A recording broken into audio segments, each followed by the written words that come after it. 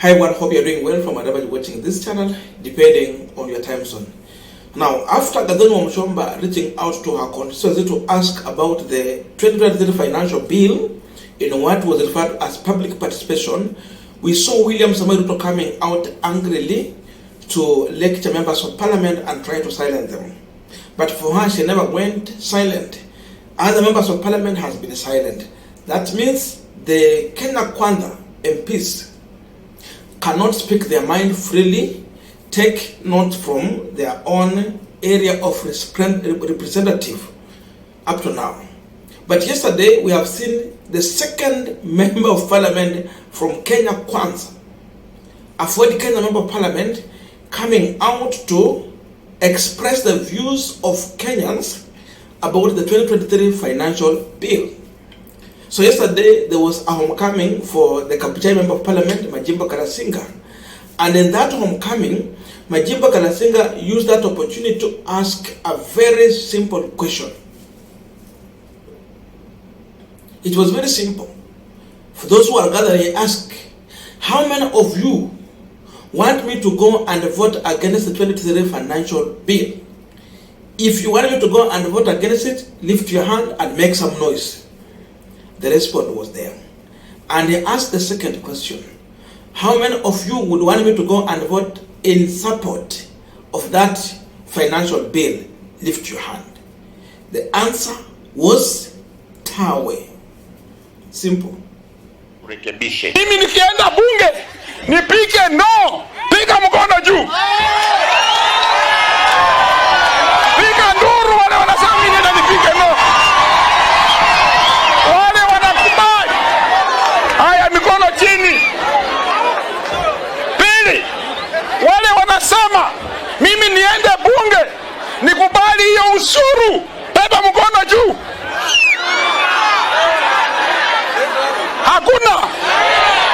Hakuna mkono hata mmoja. Now we are continuing with the panel discussion. Just a quick request for those who are watching and you have not subscribed, please consider subscribing. To our return subscribers, I must say thank you so much, and again to all our viewers, please give this video a thumbs up. Thank you so much, and back to this discussion. Now, if you come to Western region politics, you will realize that it is only Bungoma County that voted in favor of Kenya Kwanza government. So you talk about members of parliament in Bungoma, majority of them are in Kenya Kwanza. It's either you are voted in through UDF ticket or Ford Kenya ticket, and of course Ford Kenya is the majority. So Bungoma, we can say that is Kenya Kwanza county, but the rest, the remaining, are for Azimio na Umoja. So what Kenyans would anticipate is that Bungoma County at least will be singing William Samoei Ruto song. So if that's the only county that William Ruto managed to get high number of votes and it gave him more members of parliament compared to any other, Ukieka Kakamega, Busia, Vihiga, Trans Nzoia is a division there because kuna Kalenjin and Luyas, so that one work out. These other ones, it was largely Azimio. So the only place he got votes, people are telling him in Western, no to your financial bill. They made some noise, they lifted their hands, and that means that they are not supporting the financial bill. One question Ruto should be asking himself, if Bungoma, where I expect to get support, is saying no, what about Kakamega? What is he expecting from Vihiga? What is he expecting from Busia County? It's a big no. So members of parliament who are coming from Vihiga have a question to ask themselves. Those who are coming from Bungoma have a question to ask themselves. Not Bungoma, Kakamega. And the question is very simple. Kama wale watu wenye walipigia Ruto kura, wabunge wenye kwa chama cha Kenya, kwa muungano wa Kenya Kwanza, are being told to vote against the bill, what about them wale wenye kwa Azimio? It tells you one thing. In Western, members of parliament coming from Western are not going to vote in favor of that financial bill, and that's why Matingbo Kalasinga is coming above all kinds of threats coming from William Ruto. For him, he is standing with the people. Whether he supports Ruto or not, these people are going to vote for him. That's another truth. In Western, it is not when you are supporting Ruto. It is just when you are working for the people. They can easily replace you. Your political party does not matter. What would matter more is what you can deliver to the people. So they will not care more about the political party. It is about you and the way you work for these people. So that's one thing Ruto should understand. In Western, you don't need to be in a popular party. You just need to do what people are telling you to do. Simple. So Western is speaking, and it has started with the areas where he got support. Kuja paka Kakamega kuna mbunge moja Ijendi Malolo, huyu wa ANC. The rest ni wa ODM, alafu moja ni wa DAPK party, Peter Salasi. The rest ni ODM. So hii ndio situation kwa ground. And this is something people have been telling William Ruto. Can you listen to what people are talking about? Can you be a listening president? Stop your threat. They will not go far. You will tell the members of parliament today, tomorrow, and the other day, what will happen? These members of parliament will be rejected at home. They will not even have they will be unwelcomed to their constituencies. So if you make the situation very hard for members of parliament to go back home and speak to the people, they will never be in a position even to defend you through the ballot. And that takes us to another question. Did Ruto win election through the ballot? Because a person who won election through the ballot, they will be very careful on what they are saying and what they are selling to the people, on what they want to implement also. Seemingly, this is a man who knows that he got to power through a back door. That's why he don't care. It is upon members of parliament to know how they got to power. Ruto understands very well how he got to power.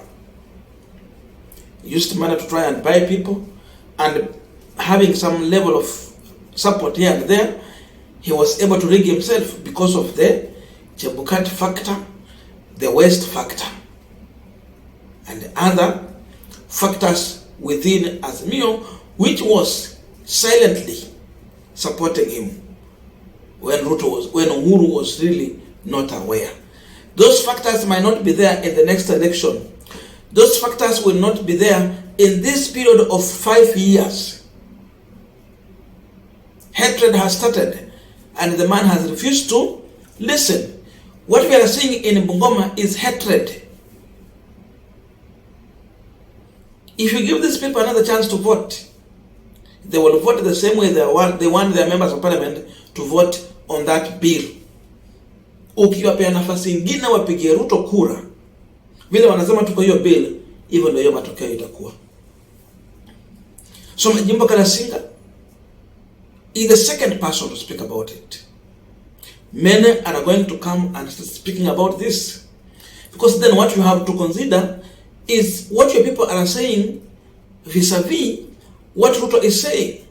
Then you ask yourself a question. Between Ruto and the people you represent, who is of more value to you as a member of parliament?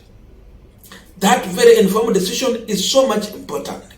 If Ruto is not listening, you be yourself, go and listen to the people. Simple. So this bill, people are very aware on all those other taxes that we have been mentioning here from the time we started. We talked about agricultural products, agricultural inputs, the tools. There is taxes, but Ruto would like that he's making a production of food free tax, so that there will be plenty in production and decrease make the consumption affordable. but he cannot subsidize consumption. Hiyo ndio alisema. Lakini ukiangalia kwa bill yake, vile tulisema from the beginning in the other video, from in his financial bill, anaweka tax kwa vitu za agricultural. That tells you that mkulima hana nafasi yake. Wakenya si wajinga, wamejua hilo. So public participation is going on. Any member of parliament that will get to their own people, aulize hiyo swali whether on camera or away from camera, the answer will be the same.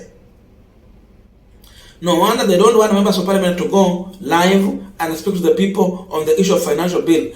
Ruto akisikia tu kuna mbunge ameweka Facebook live na anaongea mambo ya financial bill in the village, Ruto anasikia tu, anasikia kutetemeka sababu anajua kile kinakuja.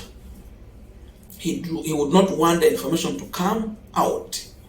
I think the vizuri mainstream media to pick up this issue, go to the village and ask people. They can do public participation in town hall meetings to bring out this issue as members of parliament continue to debate on this financial bill. The debate is going on, but again, Raila Odinga told us there is the bigger assembly apart from the National Assembly. If the National Assembly will fail us, the bigger People's Assembly is going to take over. And you can see it has started in Bungoma. If Majimba Kalasinga will fail the people, then the big assembly is there. It will overturn everything.